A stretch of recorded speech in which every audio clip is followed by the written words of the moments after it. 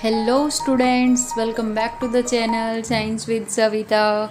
और आज हम अपने क्लास 10 की जो फिज़िक्स का जो पार्ट है साइंस का, उसका फर्स्ट चैप्टर स्टार्ट करने जा रहे हैं, जिसका नाम है इलेक्ट्रिसिटी।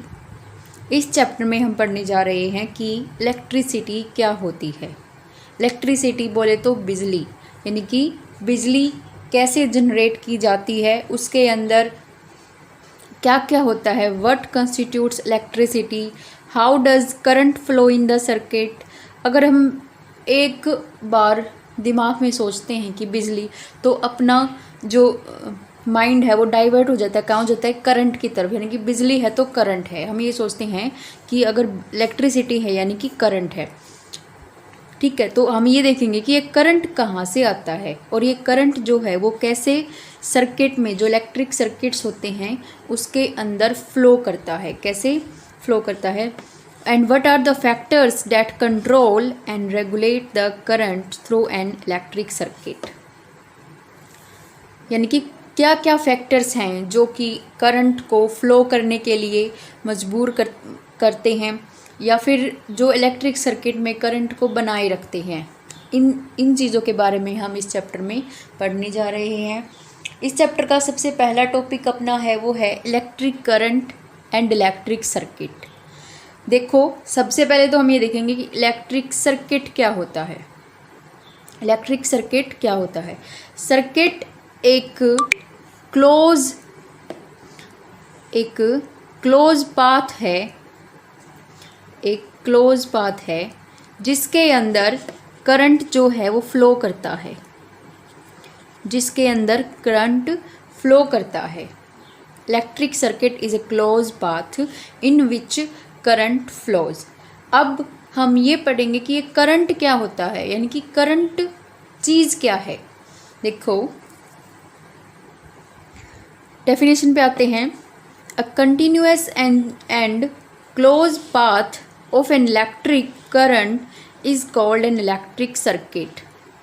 यानी कि a continuous and closed path of an electric current is called electric circuit। यानी कि कंटिन्यूस, लगातार, और एक क्लोज पाथ जिसके अंदर करंट फ्लो करे, वो क्या है, अपना इलेक्ट्रिक सर्किट है। इलेक्ट्रिक करंट क्या होता है? The amount of charge flowing through a particular area in a unit time. ये तो भाई साइंस वाली डेफिनेशन हो गई। सिंपल सी डेफिनेशन में अगर हम पढ़ें तो कोई भी आपसे पूछ ले कि करंट बताओ क्या है, करंट किस कारण होता है, तो आप क्या बताओगे? आप सीधा सा जवाब दे देना कि करंट जो है वो चार्ज के कारण होता है, वो चार्ज के कारण होता है। ठीक, यानी कि एक, जैसे ये पेंसिल है, इस पेंसिल में अगर हम ये बताएं कि इसके अंदर कितना करंट है, इसके अंदर कितना करंट है, तो हम ये बता सकेंगे कि पहले तो ये पता लगाओ कि इसके अंदर चार्ज कितना है। अब हम ये कैसे पता लगाएंगे कि इसके अंदर चार्ज कितना है? इसके अंदर चार्ज जब हम पता लगा सकेंगे जब इसके अंदर हम नंबर ऑफ इलेक्ट्रॉन्स का पता लगा लें। किसका पता लगा लें? नंबर ऑफ इलेक्ट्रॉन्स का।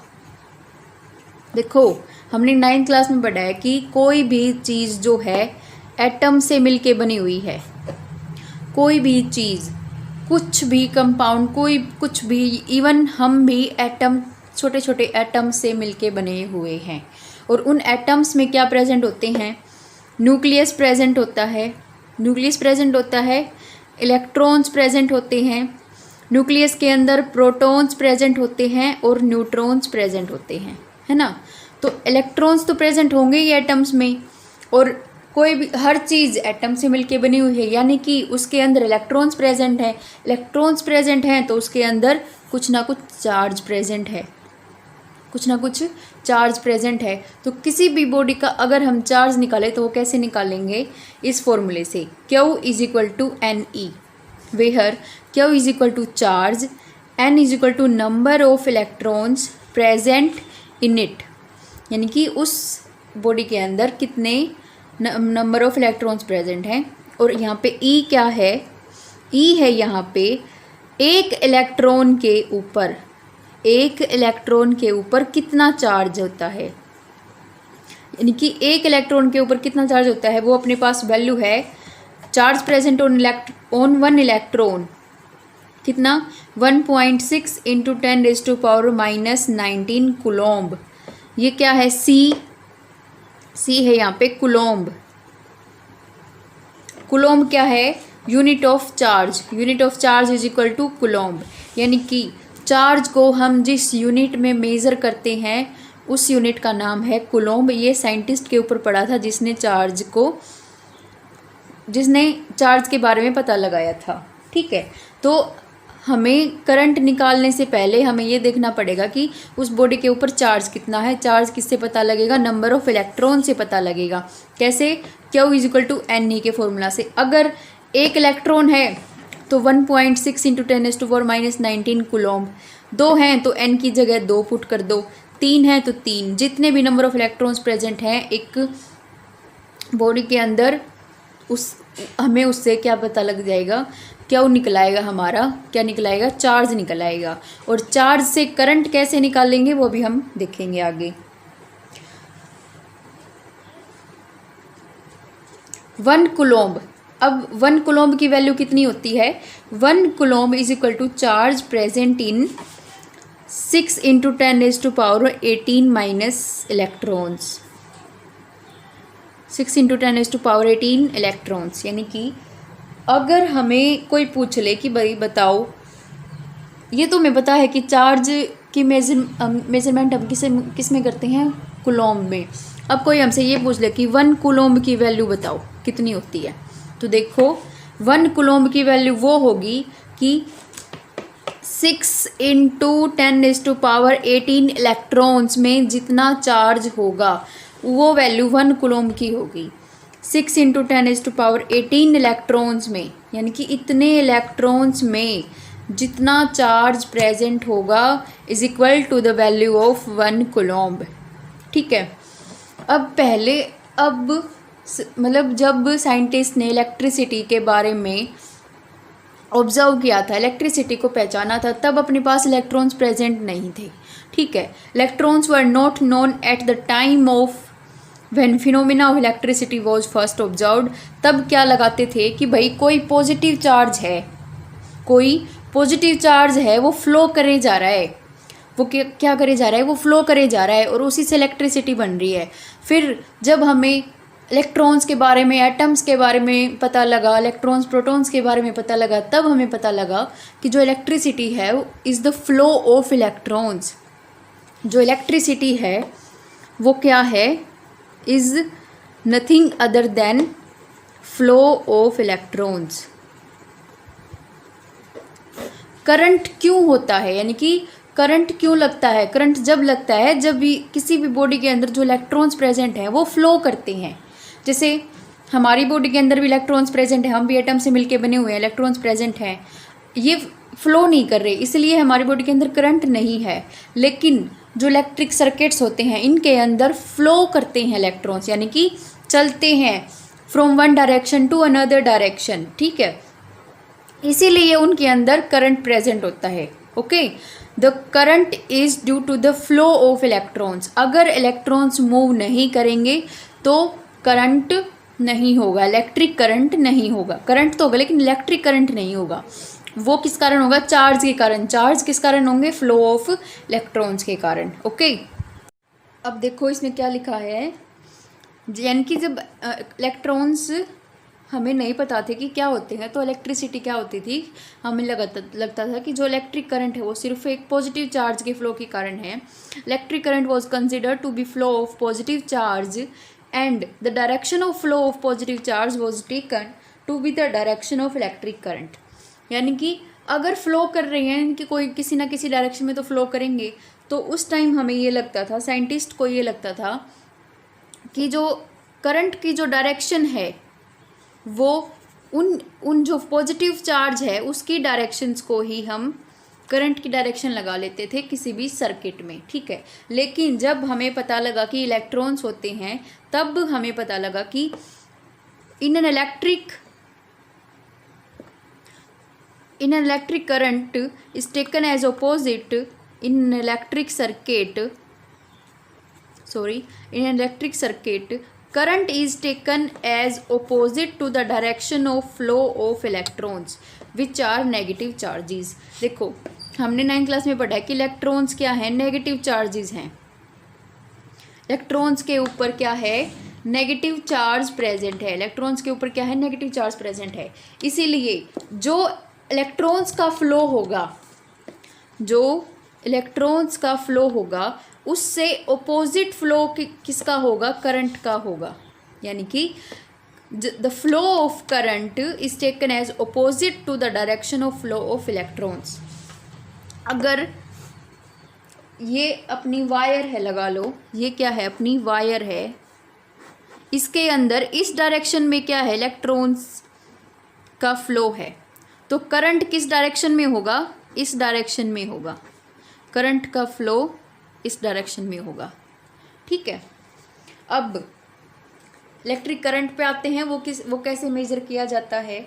हमें पता लग गया कि भाई जो करंट है वो तब पता लगा सकते हैं जब हम चार्ज का पता लगा ले, किसी भी बॉडी के अंदर चार्ज का पता या लगा ले, यानी कि इलेक्ट्रॉन्स का पता लगा ले।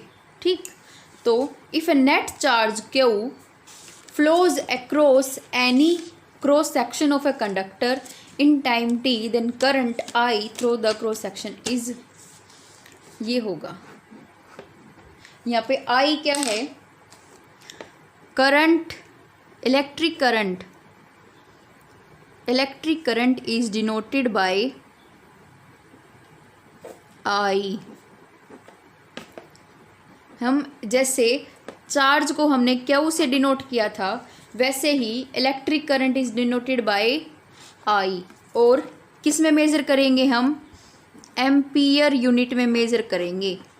किस में मेज़र करेंगे हम करंट को, एम्पियर यूनिट में। यानी कि जैसे हम टेम्परेचर को डिग्री सेल्सियस में मेज़र करते हैं, वैसे ही करंट को हम किस में मेज़र करेंगे, एम्पियर में मेज़र करेंगे। ठीक है, तो I करंट निकालने का फॉर्मूला क्या होगा, Q बाई टी। Q क्या है यहाँ पे, charge present on the body, and T क्या है, time, in a particular time.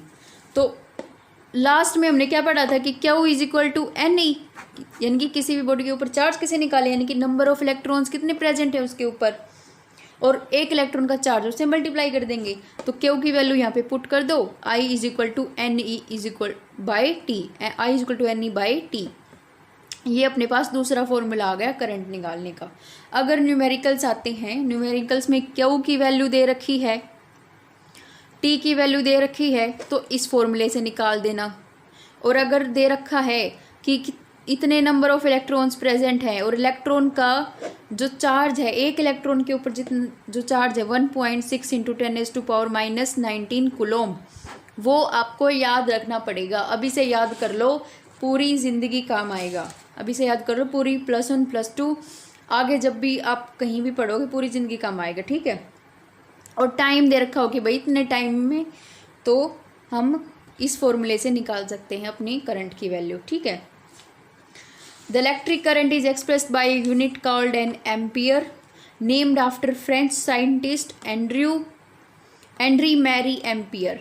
ठीक है, जो एम्पियर नाम पड़ा वो किसके पीछे पड़ा, एक फ्रेंच साइंटिस्ट था जिसने पता लगाया था कि करंट क्या होता है, एंड्री मैरी एम्पियर के नाम से। उसके नाम से उसको हमने ऑनर देने के लिए क्या कर दिया, करंट की जो यूनिट है वो एम्पियर ही बना दी। ठीक, अब देखो अपने पास डेफिनेशन आती है 1 एम्पियर करंट की। किसकी, 1 एम्पियर करंट की। 1 एम्पियर करंट क्या होता है, जैसे हमने 1 कूलम के बारे में पढ़ा कि 1 coulomb is equal to charge on 6 into 10⁻18 electrons. इतने इलेक्ट्रॉन्स के ऊपर जो चार्ज होगा वो 1 कूलम की वैल्यू के इक्वल होगा।